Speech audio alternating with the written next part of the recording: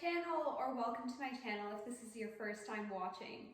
Thank you so much for watching today's video. Please like and comment so I know that you enjoyed my content, and so we can also interact with each other and I can know your feedback regarding this video. Please go ahead and also watch my other videos along with this one. Thank you. So in today's video, I wanted to talk about 5 investing tips that I learned from Warren Buffett's college professor. In my previous video, which I've linked right here, I spoke about 5 investing tips that I learned from Warren Buffett's college professor as well regarding the defensive investor. Today, I'm going to be talking about 5 tips regarding the aggressive investor. So, a quick backstory, if you haven't watched my previous video regarding the subject. Basically, I read this book regarding investing from Benjamin Graham, which was called Warren Buffett's college professor. It's called The Intelligent Investor. It is basically a book I read because I promised myself that I would read 1 book a month on personal finance and investing in order to increase my knowledge and share that knowledge with you guys. So basically, the book splits into 2 sections. And this one section is about the defensive investor and one section is about the aggressive investor. Last week's video was about the defensive investor, and this week's video is going to be about the aggressive investor. So let's get into it. So basically, the difference between the defensive and the aggressive investor, the main difference is that the aggressive investor is looking for better returns than the defensive investor. However, these better returns come with more risk. The aggressive investor is not a type of investment strategy that I recommend for beginner investors. This investment strategy takes a lot of time, experience, and effort. Careful analysis needs to go into every single investment chosen with this type of strategy. And if you don't necessarily have the knowledge or experience, you may have difficulty with this type of investment strategy, and you may have losses. I personally am a beginner investor myself. However, I've decided to do the 50-50 approach, which I mentioned in my previous video, which is I do 50% defensive investing with my financial planner, and I do 50% aggressive investing that I do myself. Even though I am a beginner investor, I have taken on the risk, so I know that maybe I will have losses in the beginning because of my lack of experience, but I'm willing and okay with them because I want to learn and I naturally actually enjoy it as well. So now that we know the difference between the defensive investor and the aggressive investor, let's get into the 5 tips. So tip number 1. You need to analyze the market capitalization of the company against the total assets of the company. This is a really easy way to basically figure out which stocks are potentially good growth stocks. So basically, the market cap is the price of the shares outstanding multiplied by the number of shares outstanding. So for example, if you find a company that has a $10 billion market cap, but you look at its investments and they have about $15 to $20 billion worth of they have $15 to $20 billion worth of assets. And this doesn't, when I say assets, I'm talking about total assets, but I'm not talking about goodwill or intangible assets, because that is very iffy. I wouldn't rely on that alone. So if they have a market cap of $10 billion, but they have total assets of $15 to $20 billion, that you know that this company is undervalued. You know that there is a high likelihood that this company has high growth potential because its market cap is well under its total assets, meaning the company is undervalued.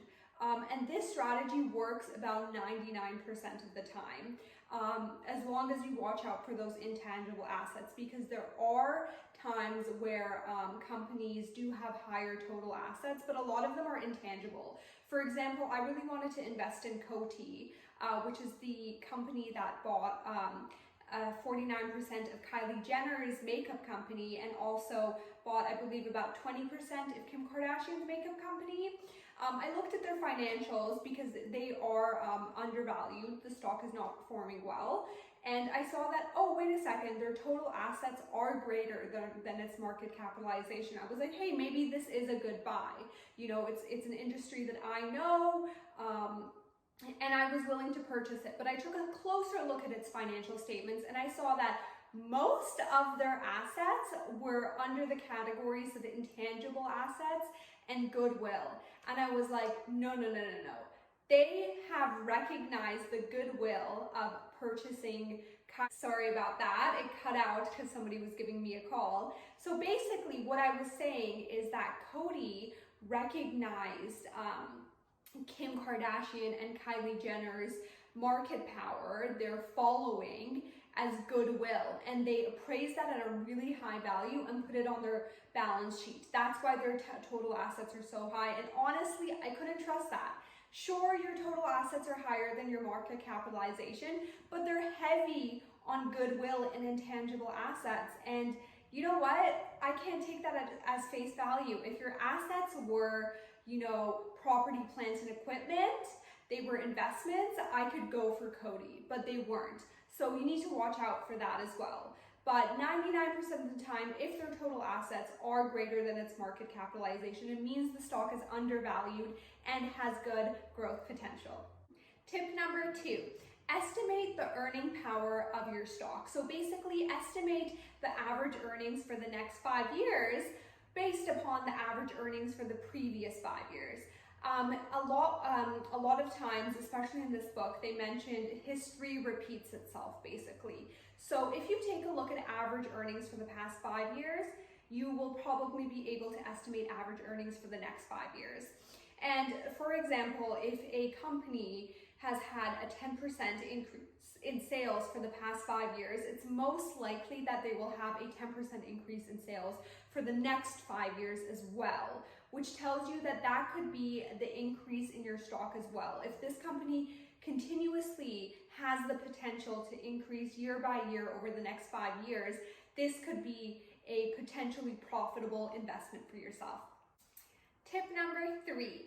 Basically what I was saying in tip number 2 is that history repeats itself. In order to correctly analyze markets, you need to look at markets from the past. Yes, there will be some very special instances where these patterns don't match up, but most of the time they do. For example, we had the dot-com bubble burst back in the early 2000s. A lot of analysts are saying that due to this pandemic and the federal government of the United States pumping money into the markets via purchasing corporate bonds, they're creating another bubble, and they're saying the big tech giants are part of that bubble and this will eventually burst. Now you could say that maybe they're just, you know, overly conservative, maybe they're taking, I guess, history too relevantly in today's days, but typically what happens is that history does repeat itself.